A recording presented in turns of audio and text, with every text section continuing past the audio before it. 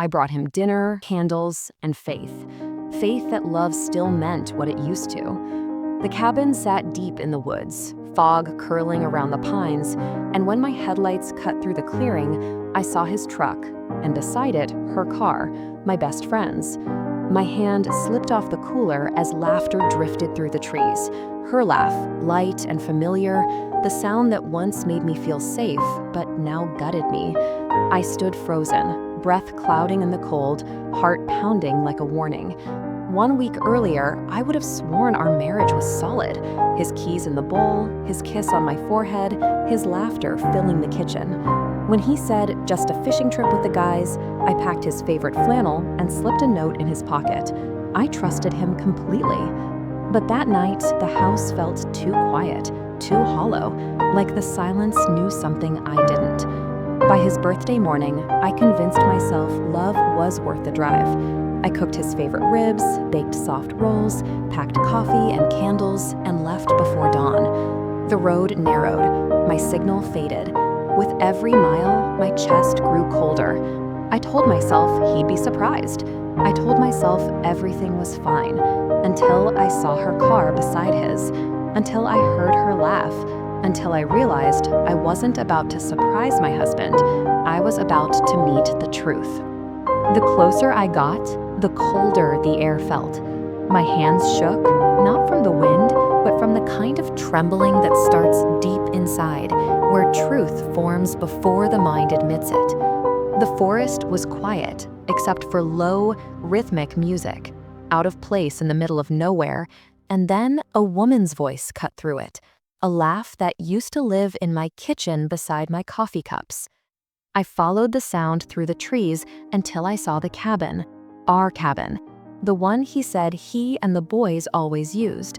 But there were no fishing rods by the door, no campfire smoke, only bright light pouring from the windows, and a faint smell of perfume drifting through the cold. My steps slowed, the ground beneath me felt soft, as if it were giving way, and I pressed along the side of the cabin, the music thudding faintly through the logs, someone talking inside, his voice low and familiar, threaded through laughter that wasn't mine. I found a crack between the curtains and leaned in.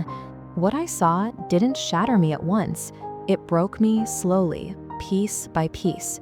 Bottles everywhere, a disco light spinning on the ceiling, jackets over chairs, and in the middle of it, my husband on the couch with her on his lap.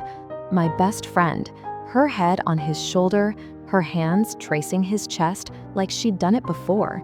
His easy, unbothered smile, the same one he once saved for me. I didn't cry or even blink. My fingers crushed the window frame until my knuckles went white, and I told myself I was dreaming, that maybe I'd fallen asleep behind the wheel. But then he laughed, deep and careless, and she kissed his neck, and it was real. He whispered in her ear, and she giggled, a sound I used to love that now cut like glass. At the same time, behind them, another couple swayed clumsily to the music, not strangers, but his so-called fishing buddies, each with a woman of his own. Laughter and wine glasses and kisses traded in the open as if promises meant nothing. 4 men, 4 lies. The smell of roasted chicken still clung to my jacket from the cooler in the car. I thought of the pie on the back seat, his favorite, baked for a man who now wore someone else's lipstick on his skin. Something in me went still. I pulled out my phone, opened the camera, and my hands did not tremble. I hit record, and through that thin crack, filmed everything. The bottles, the laughter, the way his hand rested on her thigh like it belonged there.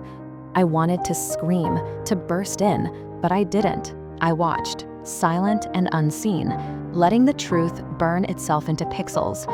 Minutes passed, or maybe hours, I don't remember. When I stopped recording, I stood a long time staring at nothing while the night air bit my cheeks, and somewhere across the lake, a loon called, lonely. I walked back to the car and sat in the driver's seat, breath fogging the windshield. The cooler beside me still held food, candles, warmth, and I left it there to rot. The drive home blurred into headlights and empty thoughts. I kept the radio off. I didn't cry. I replayed their laughter until it turned into noise. Dawn was breaking when I pulled into the driveway. Pale and hollow, I parked, left everything in the car, and went inside. The house colder than the woods. I set my phone on the table, pressed play once to be sure it was real, and it was. His voice, her face, every lie in perfect detail. I could have deleted it, spared myself the pain, but I didn't. I saved it twice. One copy on my laptop, one in the cloud. Evidence not of a crime, but of a choice. I sat in the dark kitchen, listening to the clock tick and the refrigerator hum while the world carried on as if nothing had happened. And I realized I wasn't broken. I was becoming calm. Too calm. The kind that comes before something big, before a storm. I whispered to myself, low and strange, I won't scream, I won't beg, I will remember. And I knew he hadn't just betrayed me, he had created something in me he could never undo. Tomorrow he would come home, and when he did, I'd be ready. Morning came, and the sun felt cruel. It slipped through the blinds like it meant to expose every secret I'd uncovered. The kitchen still smelled like smoke and cinnamon from last night, but now it turned my stomach. Jonathan's chair sat empty, his mug untouched, his absence loud. I stared at my phone, the video frozen mid-laughter, Mara's head on his shoulder, his hand on her thigh, his face peaceful in betrayal. Something inside me shifted. The ache didn't cry anymore. It calculated. I opened my laptop, made a folder called Truth, and dragged the video in. Frame by frame, I slowed it down. Reflections in glass, a flash of jewelry, the exact shade of nail polish, the curve of a smirk. I took screenshots, sharpened them, and saved them twice. Then I searched. Mara's name came first, too easy, tagged posts from the same weekend. Then another woman, another smile, another lie. Each discovery felt like stepping onto solid ground after a storm. By noon, I had names, faces, proof, enough to unravel their perfect little web. I sat in silence, coffee cold, hands still. I wasn't shaking, I was steady. This wasn't anger, it was focus. I whispered it again, like a prayer I finally believed. I won't scream, I won't beg, I'll be exact. And for the first time since that night, I smiled. Not because I forgave him, but because I knew what came next would leave a mark he could never erase. By the next morning, the fear was gone. What replaced it wasn't rage, it was control. I sat at the kitchen table with my laptop open, the faint hum of the refrigerator filling the silence. Outside, the world looked ordinary. Inside, I was building something unstoppable. I opened a new email, one that couldn't be traced. No name, no photo, just purpose. Then I created a new group chat. I titled it The Fisherman. The irony made me smile. One by one, I added the wives, Emily, Heather, Claire, women who trusted, loved, and believed just like I had. Then I added the other women, the ones from the video, the ones who thought secrecy made them special. Christina, the blonde who laughed the loudest. Laura, the one who danced. Alina, the one with the diamond bracelet. And Dasha, whose arrogance showed even in still frames. 8 women, 1 truth. My hands didn't shake as I attached the video. I didn't write a single word. No warning, no explanation. Just the truth. Raw, unedited, inescapable. Then I pressed send. For a moment, nothing happened, just the empty bubble of silence. Then the notifications began. 1 check mark, 2. Then all at once, the chat came alive. What is this? Who are you? This better be fake. Then the wives. Brian, what the hell is this? Scott, you liar. Kevin, come home now. The messages exploded. Panic, denial, rage. The mistresses fought to defend themselves, typing fast, their fear bleeding through every word. You can't share this. It's illegal. He told me he was single. You'll regret this. But the wives were relentless. Don't you dare play innocent. You destroyed families. You'll face everything you've earned. The screen filled with chaos. I didn't need to read it all. I sat back, arms folded, eyes calm, watching the digital storm I'd unleashed. It wasn't about humiliation. It was balance. The truth had lived in shadows long enough. Now it belonged to everyone it had touched. The phone kept buzzing, notifications stacking like dominoes falling one after another. Somewhere, they were all shouting, crying, denying. But here, in my quiet kitchen, the only sound was the low hum of satisfaction. I didn't gloat, I didn't smile. I simply exhaled, slow, deep, steady. The kind of breath that comes when justice starts to taste real. Because I knew what they didn't yet realize, that message wasn't the end. It was only the match. The next morning arrived heavy and gray, the kind of day that feels like it's holding its breath. I sat by the window with cold coffee in my hand, watching raindrops slide down the glass. My phone buzzed non-stop on the table, a steady vibration that never seemed to end. I didn't need to check it. I already knew what chaos looked like when truth detonated. By noon, it wasn't just a group chat anymore. It was a wildfire. Screenshots had spread, voices had cracked, homes were no longer quiet. I scrolled through the messages, through their unraveling in real time.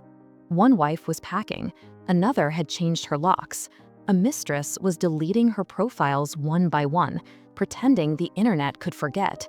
And the men were calling over and over again. Same names, same guilt, same fear. When my phone lit up with Jonathan's name, I let it ring. Once, twice, then again. Eventually, I answered.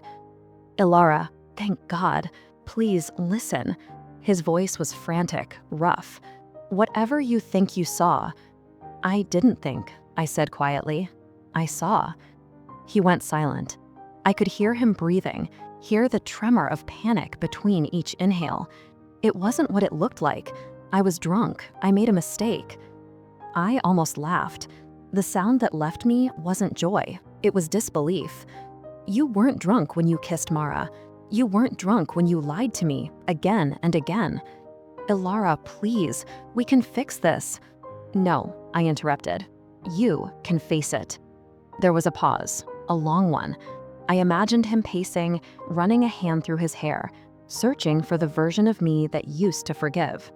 But she was gone now, buried somewhere in the silence between truth and justice. "I loved you," he whispered. I closed my eyes. "Then you should have acted like it." I hung up before he could answer. After that, the storm grew louder. One of the wives, Emily, posted her story online, names redacted, but the damage was done. People connected the dots fast. Small towns have sharp memories and sharper tongues. Within hours, the story spread through every group chat, every office, every neighbor's whisper. The fishing trip that wasn't. Jonathan's reputation crumbled first. His company suspended him for review. His friends turned on each other, each one desperate to blame someone else for the fallout. Their friendship, the brotherhood they swore was unbreakable, was now nothing but a battlefield of accusations. I didn't have to lift a finger. The truth had done all the work. By evening, my phone buzzed again, a message from an unknown number. "You ruined my life." No name, but I knew the tone. One of the women from the video. I stared at it for a long second, then deleted it. I hadn't ruined anything. I'd simply revealed what was already broken. That night, I sat by the window again, the rain still falling, my reflection faint in the glass. The world outside was quiet, almost peaceful. For the first time, I didn't feel small. I didn't feel like someone's wife, someone's secret, someone's fool. I felt like the storm had passed, and I was still standing. But deep down, I knew one thing for sure. The real reckoning hadn't even begun yet. The house was still when I heard the sound of tires crunching gravel. My pulse didn't rise. I knew he'd come. Guilt always finds its way home eventually.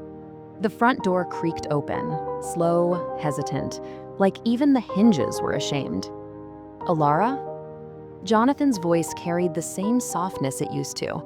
The one that once meant safety, but now only sounded like a stranger trying on old words. He stepped into the living room, hair uncombed, eyes red, his jacket smelling faintly of smoke in fear. "Please, can we talk?" I didn't stand. I sat at the table, my laptop still open, the light from the screen reflecting in my coffee cup. I kept my voice level. "Talk." He took a step closer. "You blindsided me. The group chat, the video, you've destroyed everything." I looked up, meeting his eyes for the first time. "No, Jonathan, you destroyed everything. I just showed people what it looked like." He flinched. "I made a mistake." "Which part was the mistake?" I asked. "The lie? The cabin? Or the months you spent pretending to love me while you waited for the next fishing trip?" He swallowed hard. His lips trembled, the mask of confidence finally gone. "I don't know why I did it. I swear it didn't mean anything." "That's what makes it worse," I whispered. "You threw away something real for something that meant nothing." He tried to reach for me, his voice cracking. "Alara, don't leave. We can fix this. I'll do anything." I stood slowly, slipping the wedding ring from my finger. It felt lighter than I expected. I placed it on the table next to his keys. "You ended this," I said softly. "I'm just naming what's already dead." He broke then. His face crumpled, shoulders shaking, the kind of crying that comes too late. I walked past him, opened the door, and let the cold air fill the space between us. "Alara, please," he shouted as I stepped outside. "Don't do this." I turned once, just enough to meet his eyes. I already did. The door closed behind me with a sound that felt final. Not loud, not dramatic, just clean. Quiet truth. By the next week, the news had reached everyone. Jonathan's job was gone. His friends scattered, each blaming the other. Their wives, stronger than ever, filed for divorce within days. The small town that once admired them now whispered their names with disgust. The fishermen. It had become a joke. I didn't post, didn't speak, didn't explain. I didn't have to. The truth was its own voice now, louder, clearer, undeniable. When I packed the last box from her home, I found the note I had written before that trip. "Happy early birthday. Come home safe." I stared at it for a long time before slipping it into the trash. He came home, but safety, I learned, doesn't always mean love. It just means survival. As I closed the door for the last time, I looked around one final time. The silence no longer scared me. It felt earned. It felt mine. Outside, the morning was calm. The sky stretched wide, open, endless. I took a deep breath and smiled faintly, whispering to the wind, "You wanted freedom, Jonathan. Now we both have it." It's strange how quiet the world becomes after a storm. No shouting, no messages, no more explanations. Just silence, deep, steady, almost sacred. I moved into a small apartment overlooking the lake. Every morning, I open the windows and let the cold air fill the rooms. It smells like pine, rain, and something else, freedom. For weeks, people in town whispered about what happened. I saw it in their eyes when I walked into the grocery store, sympathy mixed with curiosity. But I didn't care anymore. I'd spent years shaping myself around someone else's lies. Now, every choice was mine, every breath, too. Jonathan tried to call a few times, but the calls stopped once the divorce papers arrived. He signed without fighting. I think he finally understood. You can't argue with truth when the whole town has seen it. His friends disappeared one by one. Their marriages collapsed. Their reputations turned to dust. And the women they betrayed, they found each other, stronger in their ruin than the men ever were in their brotherhood. One evening, I sat on my balcony watching the sunset bleed into the lake, the same calm place where I once waited for his calls. But this time, I wasn't waiting for anyone. My phone buzzed, an unknown number. For a moment, I almost ignored it, but something made me look. The message was simple, You were right. I lost everything. No name, but I didn't need one. I set the phone down, staring at the glowing screen until it dimmed on its own. Then, softly, I whispered to myself, so did I. But I found something better: peace. Not the loud kind that demands attention, but the quiet kind that lives in stillness. The kind that doesn't need revenge to feel complete. The world had already punished them. My silence was just the period at the end of a long, broken sentence. And as the night deepened, I realized something beautiful. Sometimes justice isn't loud. Sometimes it's just walking away and never looking back. It's been 6 months since that night in the woods, and sometimes I still wake up expecting the sound of Jonathan's truck in the driveway, that familiar rumble that once meant home. But it never comes, and strangely, I don't miss it. What I miss is the woman I used to be before I forgot my own worth, the one who laughed easily, dreamed freely, and never doubted her reflection. I've been learning to find her again, piece by piece. I started running by the lake every morning, the same lake he once pretended to fish on. The water glows golden at sunrise, calm and endless, and every step I take feels like forgiveness. Not for him, but for myself. I forgave the version of me that stayed too long, that believed love was proven by endurance instead of respect. Now, I understand that walking away was the bravest thing I've ever done. I got a new job, a small marketing firm, quiet office, kind people. No one here knows my story, and that's how I like it. I'm not the woman from the video anymore. I'm just Ilara, just me. On weekends, I paint. I fill the canvases with color, not because I'm trying to forget, but because I finally can. Sometimes people ask if I ever think about Jonathan. I do, in fragments. A song we once danced to, a road we drove at midnight, the smell of his cologne in winter. But those memories don't hurt anymore. They're just echoes, proof of a life that existed and ended. I heard through a friend that he moved away. Small apartment, different town, no friends left. They say he drinks more now. I don't wish him pain, not anymore. The truth already gave him enough of that. What I wish is understanding, that he realizes what love actually costs when you treat it carelessly. Last night, I stood on the balcony again, wind in my hair, moonlight glinting on the water. For the first time in years, I felt still, truly still. I whispered into the dark, "You didn't break me. You freed me." And maybe that's what betrayal really does. It burns down the lies until all that's left is truth. Painful, raw, cleansing truth. I turned back inside, closed the door, and smiled to myself. The story wasn't about revenge anymore. It was about rebirth. Part 9. A few nights ago, I found the old box, tucked away in the back of my closet, under folded blankets and things I thought I'd never touch again. Inside were pieces of a life that no longer felt like mine. Wedding photos, handwritten notes, a faded anniversary card that said forever, no matter what. I sat on the floor with those ghosts spread out around me, and for the first time, I didn't cry. I just breathed.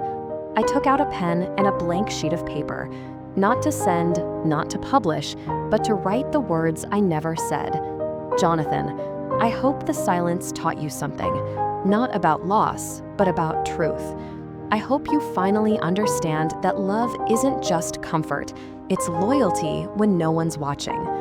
You said you lost everything. Maybe that's true, but what you lost wasn't me. It was the woman who believed in you, the one who would have forgiven anything if you'd only been honest. I don't hate you, I just don't recognize you anymore. And maybe that's the real ending, not heartbreak, but indifference. I hope one day you find peace, the way I did, in stillness, in honesty, in the quiet after all the noise. I folded the letter, placed it in the box, and closed it. Then I carried it outside. The night air was cold, and the stars looked like scattered glass. I lit a match and watched the paper curl, edges glowing gold before turning to ash. The smoke rose into the sky, soft, silent, free. I didn't need revenge anymore. I didn't even need closure. What I needed was that moment, the fire, the quiet, the release. People always think stories like mine end in pain, but they don't. They end in power, in the steady heartbeat of someone who finally stopped begging to be loved and started choosing herself instead. I watched the last ember fade, my breath visible in the cold air, and whispered, "This is how endings are supposed to feel."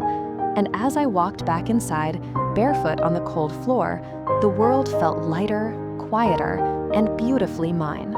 Morning light spills across my bedroom now, soft and golden. The kind of light that used to make me think of Jonathan, but not anymore. Now it feels like it belongs to me.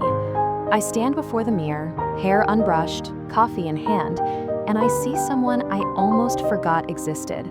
Not the wife who waited, not the woman who begged, not the shadow who lived in fear of being replaced. Just me, stronger, quieter, unshakable. It's strange how healing doesn't arrive all at once. It sneaks in quietly, in the way I hum while making breakfast, the way I laugh louder than I used to, the way I no longer double-check my phone every time it rings. I'm not waiting for apologies anymore.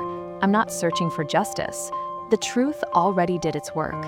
What's left is mine to rebuild. Sometimes, when I pass by a mirror in a store window, I pause. I catch a glimpse of that woman, steady eyes, calm smile, and I wonder how many versions of me had to break for her to be born. Maybe that's what strength really is. Not walls, not coldness, but choosing softness again after everything tried to harden you. I've stopped asking why. I don't care how Jonathan justified it or whether he regrets it now. His story ended where mine began, the night I walked away. What came after wasn't revenge, it was resurrection. There's a photo on my wall now, not of us, but of the lake at sunrise, the same one I used to drive past in silence. I took it myself, months later, on a morning when the water looked like glass and the world felt brand new. Beneath it, I wrote 3 words that remind me of everything I've learned. She chose herself. I sip my coffee, smile at the reflection in front of me, and whisper the truth that has carried me here. You didn't destroy me. You revealed me. Then I turn, step into the light, and close the door behind me. Not as a woman scorned, but as one reborn. It's been almost a year now. Seasons have come and gone, and with them, the weight I once carried. Sometimes I still hear Jonathan's name, whispered in a cafe, mentioned by a neighbor, or floating in a story someone else tells. But it doesn't sting anymore. It's just sound, just air moving through space, nothing more. They say he left town, sold everything, packed his life into boxes, and disappeared somewhere down south. Some say he's alone, others say he's trying to start over. But whatever the truth is, it's not mine to care about anymore. His life became a consequence. Mine became a choice. I walked by the old cabin last week, the one by the lake where it all began. The road was quiet, the trees taller than I remembered. The cabin looked abandoned now, its windows dark, the porch half collapsed. For a long moment, I stood there, breathing in the smell of pine and rain. I thought about how that place once held everything I believed in: love, trust, forever, and how easily one lie turned it all into ashes. Then I smiled, not bitterly, not with regret, but with relief. Because I realized something powerful standing there in the silence. Jonathan's betrayal didn't break me, it built me. It stripped away illusion and left only truth. And truth, no matter how painful, is the purest kind of freedom. When I turned to leave, a small breeze swept across the water, carrying the faintest echo, maybe his name, maybe nothing at all. But I didn't turn back. I didn't need to. That sound no longer belonged to me. I walked away, the gravel crunching beneath my shoes, my steps steady, unhurried. The past didn't follow this time. It stayed where it belonged, behind me. Spring arrived quietly this year, the kind that doesn't announce itself with noise, but with light, soft, golden, forgiving light. The air smells different now, full of promise instead of memory. I spend my mornings on the porch, wrapped in a blanket, coffee in hand, watching the world wake up without a single ache in my chest. For the first time in a long time, I don't feel haunted. I feel alive. I started a small design business from home. Nothing grand, just something that lets me create, breathe, and live on my own terms. Each client, each project feels like a step further from the woman who once lived only to be someone's wife. I've become someone I never expected, steady, certain, whole. Last week, I met a man at the local bookstore. His name is Noah. We talked about poetry and weather, and nothing that mattered, yet somehow it did. He didn't ask about my past, and I didn't offer it. We just laughed, softly, like two people who know how fragile trust can be, but choose to try anyway. Maybe he'll stay, maybe he won't, but either way, I'll be fine, because this time, I belong to myself first. Sometimes I think about that girl who drove through the woods with a heart full of love and a car full of food, dreaming of a surprise that would make her husband smile. I wish I could reach back through time and whisper to her, "You'll lose him, but you'll find yourself," and that's the better ending. As the sun dips behind the trees, I close my eyes and let the warmth touch my skin. The pain, the betrayal, the storm, they all fade into something distant, something necessary. I'm not the victim of that story anymore. I'm the author of a new one. So here's to endings that save you, to silence that heals, and to love, the kind that begins when you finally choose you.